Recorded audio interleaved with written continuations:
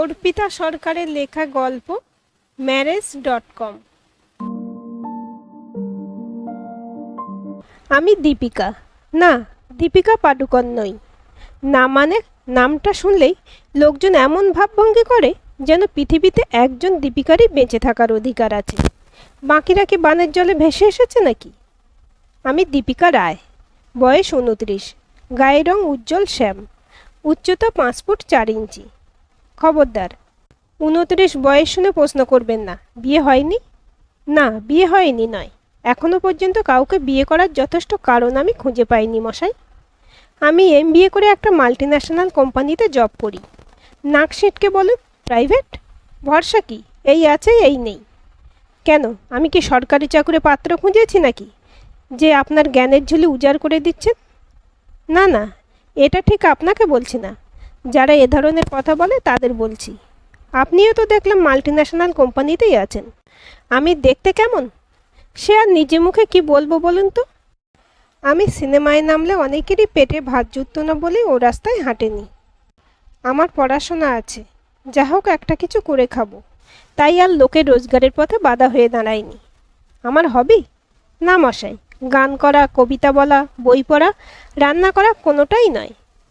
এই তো ছকে বাঁধা হবি না দেখতে পেয়ে দাঁত দিয়ে নখ খুঁটতে লেগে গেলেন। এই হচ্ছে বাঙালির বড় রোগ। সকলকে এক ধাঁচে না ফেলতে পারলে যেন কলাইয়ের ডাল আর আলু পোস্ত কিছুতেই পেটে হজম হয় না। আমার হবি হলো ছবি তোলা।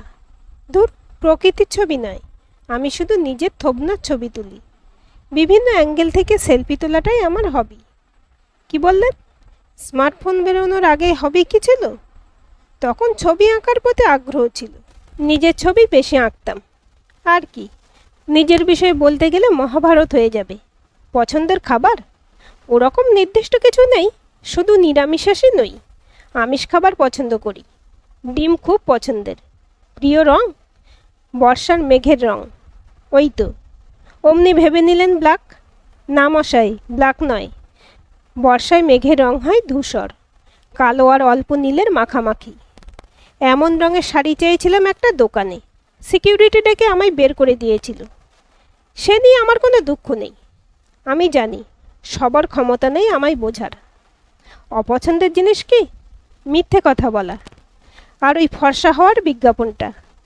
যে কোনো ক্রিমের নিচের বিজ্ঞাপনটা হওয়া উচিত, দাগহীন ঝকঝকে স্কিন পেতে ব্যবহার করুন আমাদের প্রোডাক্ট। কিন্তু আপত্তি এক রাতে ফর্সা হতে চান তো মাখুন অমুক ক্রিম। দায়িত্ব নিয়ে প্রতি মুহূর্তে শ্যামলা মেয়েদের অপমান করে যাচ্ছে এই কসমেটিক কোম্পানিগুলো। দিন রাত চোখে আঙুল দিয়ে যেন বুঝিয়ে দিতে চাইছে সৌন্দর্যের শেষ কথা ফর্সা রং। এই যে আমি এত সুন্দরী, তার মানে কি আমি ফর্সা? মোটেই না, আমি শ্যামলা। আমি একটু বেশি গর্ব করি নিজেকে নিয়ে। নিজ গুণে মার্জনা করে নেবেন। রান্না বান্না পারি কি না? নিশ্চয়ই পারি। মেসে থেকেছি 3 বছর। রাঁধুনি অনুপস্থিত থাকলে আমরা 3 বন্ধু মিলে রেঁধে ফেলতাম। তাই বিশাল কোপ্তা বিরিয়ানি না পারলেও কাজ চালানো রান্না আমি সব পারি। আর শুনুন, চাকরি করি বলেই রান্না পারি না বলাটা একটা ফ্যাশনে দাঁড়িয়ে গেছে এখন। আমার মনে হয় না পারাটা গর্বের নয়, আমি সব পারি। স্কুটি চালাতে পারি, ঘর গোছাতে পারি। সত্যি বলতে কি, চেষ্টা করলে আমি সব পারি। আপনি রান্না করতে পারেন তো? নাকি পুরুষত্বের দোহাই দিয়ে রান্নাঘরে ঢুকবেন না ঠিক করেছেন জীবনেও? তাহলে কিন্তু পত্রপাঠ বিদায় হবেন। আমি এমন কাজকর্ম না পারা পুরুষ মানুষকে বিয়ে করব না।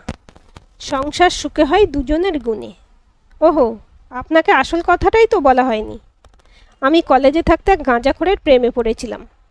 আপনি যেমন ভাবছেন ঠিক তেমন নয়। মানে ওই হাঁটতে হাঁটতে তার ঘড়ির চেনে আমার ওড়না আটকে গেল, পিছনে লালা লালা গান বাজছে, আর আমি লজ্জায় মুখ নিচু করে পায়ের বুড়ো আঙুলের নখ দিয়ে মাটি খুঁড়ছে টাইপের প্রেম নয়। ছেলেটাই আমাকে প্রপোজ করেছিল। কলেজে গেছি, একটা প্রেম না করলে চলে, এই ভেবেই রাজি হয়ে গিয়েছিলাম। 3rd ইয়ারে উঠে সে ছোঁড়া আমায় একটা সিগারেট খাইয়েছিল। আমার একটা গোটা দিন মাথা ঘুরেছিল। প্রফেসরের কাছে বেদম অপমানিত হয়েছিলাম। বন্ধুরা বলেছিল সিগারেটের মধ্যে নাকি গাঁজা ছিল। আমার এক্স রীতিমতো গাঁজা খেত। বাবা বিশ্বাস করে পড়াশোনা করতে পাঠিয়েছিল। বাবাকে অমন গাঁজাখোর জামাই উপহার দেব না বলে ব্রেকআপ নিয়ে নিলাম। তারপর থেকে যতবার ওড়না আটকেছে ততবার লোক চেঁচিয়েছে, দিদি স্কুটিতে ওড়না ঢুকে যাবে, সামলান। তাই আর প্রেম করা হয়নি। ভেবেছি যদি বিয়ের পর মনের মতো সঙ্গী পাই তাহলে একবার জমিয়ে প্রেম করব। না, বৃষ্টিতে ভিজে প্রেম করতে পারবো না, আমার ঠান্ডা লেগে যায়। আপনি কি আমায় আনরোমান্টিক ভাবছেন? আরে না রে বাবা, অতটাও নই। রেনকোট পরে প্রেম চলতেই পারে, স্বাধীন চেতা প্রতিবাদী নারী এসব ভাবছেন তো? এসব কিছুই নয়। 1947 সালে যখন আমাদের দেশ স্বাধীন হয়েছিল তখন থেকেই এদেশের স্বাধীন নাগরিক। স্বাধীনতা সংগ্রামীরা অনেক লড়াই করে তবে আমাদের স্বাধীনতা এনেছেন, তাই আমরা কেউ আর পরাধীন নই। আপনিও যেমন আমায় স্বাধীনতা দেবার কেউ নন, তেমনি আমিও আপনাকে পরাধীন করার কেউ নই। তাই ভবিষ্যতে বুক বাজিয়ে বন্ধুদের কাছে ভুলেও বলতে যাবেন না আমি আমার স্ত্রীকে প্রচুর স্বাধীনতা দিয়েছি। জানি, প্রচুর বানান আমিও জানি, এটা একটা মেসের ভাষা, ইউজ করলাম আর কি। প্রতিবাদী? আমার মনে হয় না সব ব্যাপারে প্রতিবাদ করছি বলে বলে প্রতিবাদ করবার দরকার পড়বে আমার। কন্যাদান প্রথা, কনকাঞ্জলি এসব এমনিতেই আমার বিয়েতে হবে না। আপনিও বোধহয় আমার মতোই পণ প্রথায় বিশ্বাসী নন। আমি পণ নেবেও না, দেবও না। তাই আলাদা করে প্রতিবাদী নারী বলে দাগিয়ে দেবেন নামায়। পোশাক পরিচ্ছদ? আপনিও যেমন স্যান্ডো গেঞ্জি আর ইনার পরে রাস্তায় বেরোনোর কথা ভাববেন না, তেমনি আমিও শুধু বিকিনি পরে বেরোনোর কথা ভাবি না। আমার স্যালারির অর্ধেক দেব আমার বাবার হাতে, বাকি খরচ করব শ্বশুরবাড়ির প্রয়োজনে আর আমার শখ মেটাতে। আপনার স্যালারি আপনি কি করছেন খোঁজ নেবার বিন্দুমাত্র আমার ইচ্ছে নেই। তবে জন্মদিনে বা অ্যানিভার্সারিতে টুকিটাকি গিফট দেবেন, আমিও দেব আপনাকে। মোট কথা সম্পর্কটাকে সম্মান জানাবেন, আমিও জানাবো। একদিন বন্ধুদের সঙ্গে আড্ডা দিয়ে দেরি করে ফিরলে আপনিও ভুরো কুঁচকে অদ্ভুত ভঙ্গিমায় বলবেন না, এটা কি বাড়ির বউ করে? আমিও এমন পরিস্থিতিতে বলবো না, বাড়িতে বউকে একা রেখে কোথায় গিয়েছিলে। মোট কথা কেউ কারো স্বাধীনতায় হস্তক্ষেপ করব না। আমাদের সম্পর্কে বিশ্বাস থাকবে, ভালোবাসা থাকবে, বন্ধুত্ব থাকবে, খোলা আকাশের মতো স্পষ্ট হবে। আর কোনো প্রশ্ন জানার থাকলে জিজ্ঞেস করবেন। ভার্জিন কিনা এসব অবান্তর প্রশ্ন নয়। একটা শরীর অপবিত্র হয়ে যায় না সামান্য কারণে। আপনার এক্সের বিষয়ে আমার জানার তেমন আগ্রহ নেই। আমি জানি আমি আপনার জীবনে যাওয়ার পরে ওসব XYZ হাওয়া হয়ে যাবে আপনার স্মৃতিপট থেকে। কি ভাবছেন? Over confident? তা একটু আছি। নিজের উপরে একটু আত্মবিশ্বাস যদি না থাকে তাহলে আর মানুষ হলাম কী করে? আবারও বলছি, আমি রণবীর কাপুর চাইছি না। আশা করি আপনিও দীপিকা পাডুকোন আশা করবেন না। ওপেনলি সবটা জানালাম আমার ব্যাপারে। বারংবার এই একই প্রশ্নের সম্মুখীন হয়ে থাকি। হয়তো আপনার মনেও এই প্রশ্নগুলোই উঁকিঝুঁকি দিয়ে থাকবে, তাই একেবারে উত্তরগুলো সাজিয়ে লিখলাম। কেন মেসেজ করলাম? ফোনে কেন বললাম না? ফোনে বললে হয়তো পয়েন্ট মিস হয়ে যাবার চান্স ছিল। গোটা মেসেজটা পড়তে পড়তে বার তিনেক জল খেয়েছে অরিত্র নিজের অজান্তেই। বাপরে, ম্যারেজ.com-এর মাধ্যমে এই মেয়েটার প্রোফাইলে যোগাযোগ করেছিল অরিত্র। শুধু লিখেছিল আপনার বিষয়ে জানতে আগ্রহী, এই আমার হোয়াটসঅ্যাপ নাম্বার, যোগাযোগ করবেন যদি আগ্রহী থাকেন। গোটা মেসেজটা পড়ার পরে নিজের প্যান্টের বেল্ট অফিসের মধ্যে আর এক ঘর কমিয়ে নিল। কেমন যেন লুজ লুজ ফিল হচ্ছিল। এটা মেয়ে না অ্যাটম বোমা? এ মেয়ে ওকে আদৌ বিয়ে করুক বা না করুক, একে একটা জবরদস্ত উত্তর দেওয়াটা কর্তব্যের মধ্যে পড়ে। ভাবে কি নিজেকে ট্রয়ের রাজকুমারী? পাত্রী সাধারণত একটু ভদ্র, নম্র, লাজুক হবে, তা না একেবারে খাপ খোলা তলোয়ার। ঘুরিয়ে ফিরিয়ে আর একবার দীপিকার ডিপিটা দেখল অরিত্র। মেয়েটা নিজেকে যতটা সুন্দরী সুন্দরী বলে লাফাচ্ছে তেমন কিছু নয়, তবে কি যেন একটা আছে যেটা ওকে ব্যতিক্রমী করে তুলেছে। অরিত্র একটু খুঁতখুঁতে বলেই বাড়ির সকলে ওর বিয়ের ব্যাপারে হাল ছেড়ে দিয়েছে। যে মেয়েরই সম্বন্ধ নিয়ে এসেছে তাকেই কোনো না কোনো কারণে রিজেক্ট করেছে অরিত্র। তাই মা, বাবা, দাদা, বৌদি সকলেই বলেছে অরিত্র চিরকুমার হয়েই থাকবে।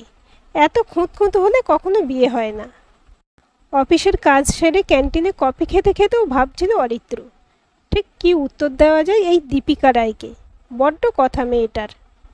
ভাবতে ভাবতেই কফির কাপ শেষ করে উঠে পড়ল অরিত্র। না, গুছিয়ে উত্তর দেবার তো কোনো দরকার নেই, এত শব্দ খরচ করবেই বা কেন? পরিষ্কার লিখে দেবে, আপনার সম্পর্কে সমস্ত জানতে পেরে খুব খুশি হলাম, তবে কিছু মনে করবেন না, আমার স্ত্রী হবার যোগ্যতা আপনার নেই। আপনাকে আমার মোটেই পছন্দ হয়নি, একেবারেই পছন্দ হয়নি। ব্যাস, মিটে গেল। এতেই যা বোঝার বুঝে যাবে। অপমানও করা হবে? আবার শব্দ খরচ করে বেশি গুরুত্বও দেওয়া হবে না। বাসে বসে টাইপ করছিল অরিত্র। বাংলা টাইপ করতে ওর একটু সমস্যা হয়, তবে বাংলায় লিখলে একটু সফটভাবে বলা যায়। এক মনে টাইপ করছিল অরিত্র।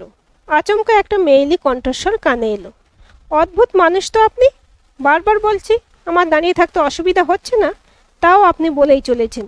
যতই হোক মহিলা সামনে দাঁড়িয়ে আছে, বসতে কেমন একটা যেন লাগছে। আরে মশাই, আমার কোলে তো ছোট বাচ্চা নেই, আমি শক্ত সমর্থ মানুষ, কেন আমি মেয়ে হওয়ার সুযোগ নেব বলুন তো?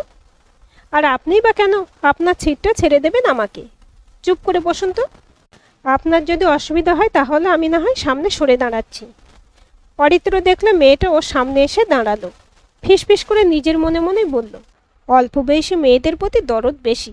যদি বয়স্ক মহিলা দাঁড়িয়ে থাকতো তাহলে উনি চোখে অন্ধ হয়ে যেতেন তখন। অরিত্র এক মনে টাইপ করছে দীপিকার হোয়াটসঅ্যাপ উইন্ডোতে। সেন্ড করলো, কিন্তু ডবল টিক হলো না এখনও। সম্ভবত নেটটা বন্ধ আছে দীপিকার।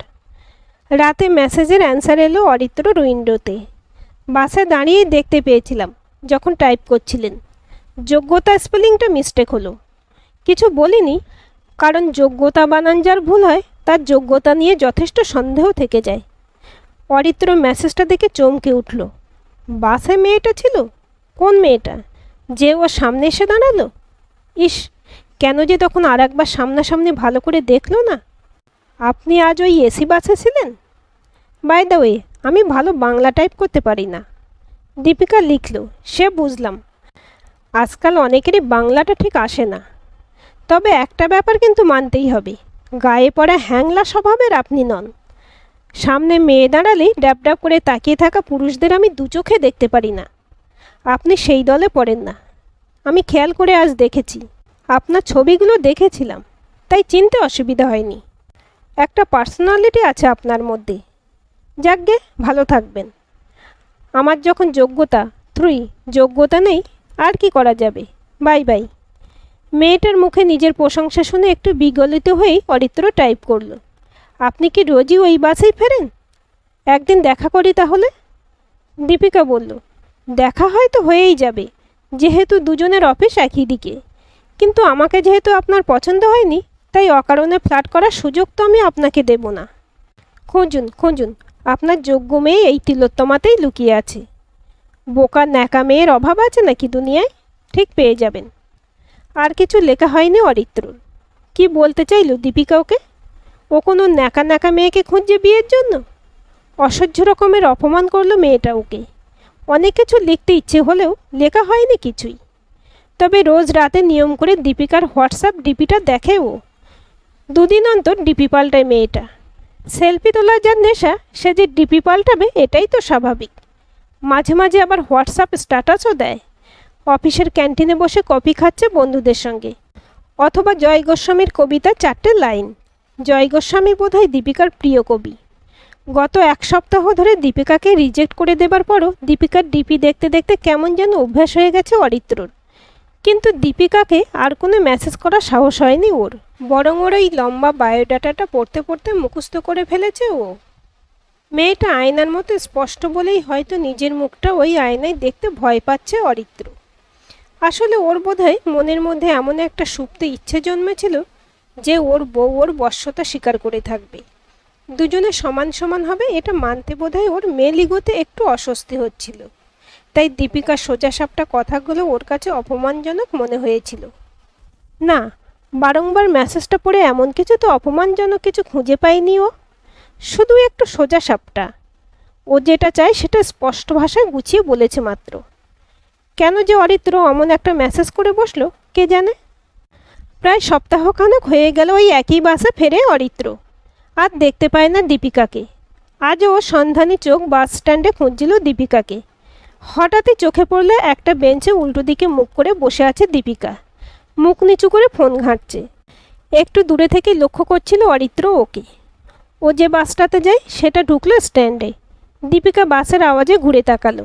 সাধারণত অরিত্র যে গেট দিয়ে ওঠে সেই গেটের দিকে তাকিয়ে থাকলো কিছুক্ষণ, তারপর বাসটা চলে যেতে উঠে দাঁড়ালো। পরের বাস আসতেই চেপে পড়ল। অরিত্র আজ দীপিকার বাসেই উঠেছে।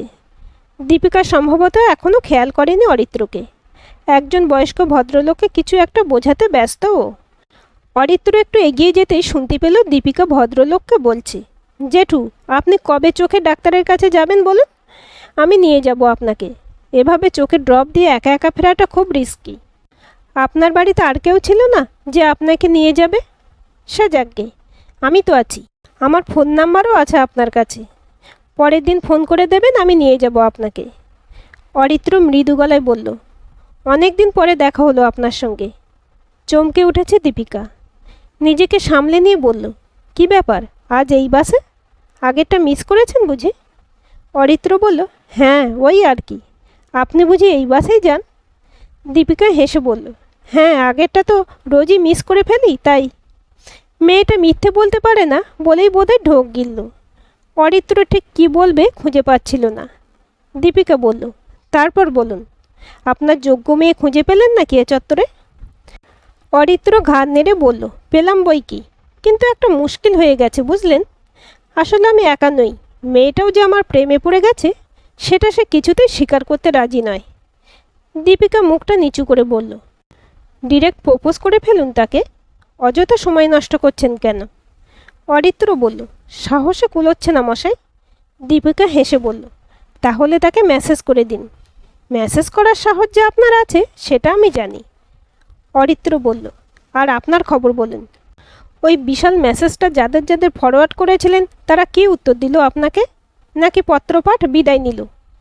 দীপিকা হেসে বলল, সকলেই দেখছি স্ত্রীর সমার্থক শব্দ বন্ধু ভাবতে নারাজ, তাকে সমতুল্য ভাবতেও নারাজ।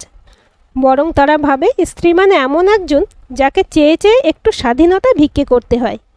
তাই সিদ্ধান্ত নিলাম, বিয়েটা আর করবো না বুঝলেন। তবে আপনি চালিয়ে যান বিবাহ অভিযান, ঠিক পেয়ে যাবেন এমন মেয়ে যারা নিজেদের আত্মসম্মান বিসর্জন দিয়ে আপনার কাছ থেকে ভিক্ষে করবে নিজের স্বাধীনতা। আর আপনি দয়া করে একটু স্বাধীনতা দিলেই সকলের কাছে গর্ব করে বলবে, আমার স্বামী আমায় সব রকম স্বাধীনতা দেয়। এমন মেয়ে আপনি খুব সহজেই পেয়ে যাবেন অরিত্রবাবু। আমার স্টপেজ এসে গেছে, চললাম, ভালো থাকবেন। অরিত্র অপলক তাকিয়ে আছে দীপিকার দিকে। অদ্ভুত মেয়েটা। অরিত্র বেশ বুঝতে পারছিল ওকে এড়িয়ে যাবে বলেই আগের বাসটা কিছুতেই ধরছিল না দীপিকা, আবার ওকে দেখবে বলেই ওখানে বসে থাকছিল রোজ। ইস, কত কি বলবে ভেবেছিল অরিত্র, কিছু বলা হলো না। আদৌ কি আর বলার কিছু আছে? অরিত্র তো লিখেই দিয়েছিল দীপিকাকে ওর একেবারেই পছন্দ নয়। এরপর আর বলবেই বা কী করে যে ও দীপিকার প্রেমে পড়ে গেছে? এমন ভয়ঙ্কর পরিস্থিতি কি কোনো মানুষের জীবনে আসে? ধুত্তর, কি যে করে বসে না অরিত্র, নিজের ওপরেই রাগ হচ্ছিল। আসলে দীপিকাই বোধহয় ঠিক বলল, আমাদের অভ্যস্ত চোখ একটু অন্যরকম দেখলে সহ্য করতে পারে না। তাই দীপিকার এই সোজা সরল কথাগুলো হজম করতে পারছিল না অরিত্র।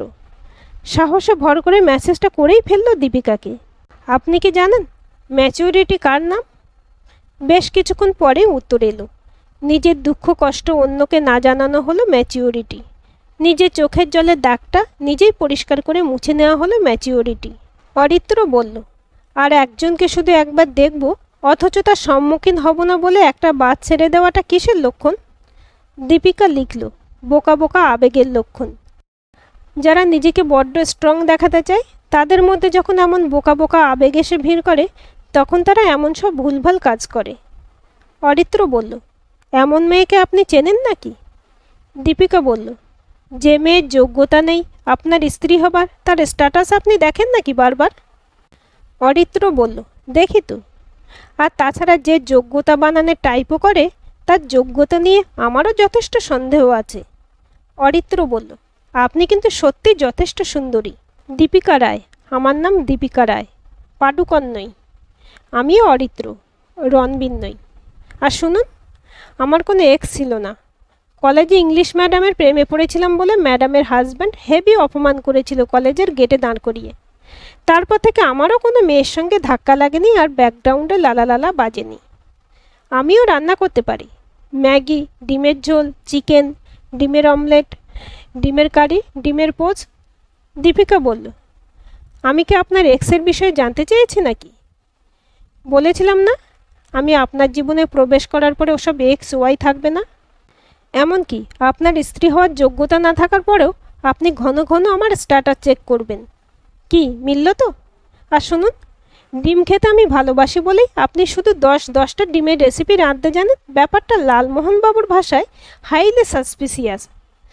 অরিত্র দুটো রাগের ইমোজি দিয়ে লিখল, এত ওভার কনফিডেন্স ভালো নয়। দীপিকা লিখল, হয়তো ভালো নয়, তবুও কেন জানি না আপনার মেসেজে স্পষ্ট ভাষায় আমাকে অপছন্দের কথা লিখে দেবার পরও মনে হচ্ছিল এ সম্পর্কটা হবেই। অরিত্র বলল, তাহলে আপনার বাবা মাকে বলুন আমার বাড়িতে এসে সম্বন্ধটা পাকা করতে। ছেলের বাড়িতে তো আগে আসে নাকি? দীপিকা বলল, হুম, ওটি হচ্ছে না। আমার বাবা মা আপনার বাড়িতে যাবে না, আপনার বাবা মাও আমার বাড়িতে আসবে না। আগে একটা ক্যাফেতে মিট করুক সবাই। অরিত্র বলল, আচ্ছা বেশ, তাই হবে। দীপিকা লিখল, রাগ করছেন? রাগ করবেন না। আসলে আপনার কাছে আপনার বাবা মায়ের সম্মান ঠিক যতটা গুরুত্বপূর্ণ, আমার কাছেও আমার বাবা মায়ের সম্মান ঠিক ততটাই গুরুত্বপূর্ণ। অরিত্র বলল, মেনে নিলাম, আর সংশয় নেই মনে। অরিত্র আজ হোয়াটসঅ্যাপে স্ট্যাটাস দিল, সন্ধেবেলা ঝগড়া হবে, হবে দুই বিছানা আলাদা, হপ্তা হপ্তা কথা বন্ধ, মধ্যরাতে আচমকা মিলন। পাগলি, তোমার সঙ্গে ব্রহ্মচারী জীবন কাটাবো। পাগলি, তোমার সঙ্গে আদম ইব কাটাবো জীবন। আজকের এই গল্পটি আপনাদের কেমন লাগলো কমেন্ট করে জানাবেন। ভালো লাগলে অবশ্যই একটা লাইক দেবেন আর চ্যানেলটি সাবস্ক্রাইব করে সাথে থাকবেন।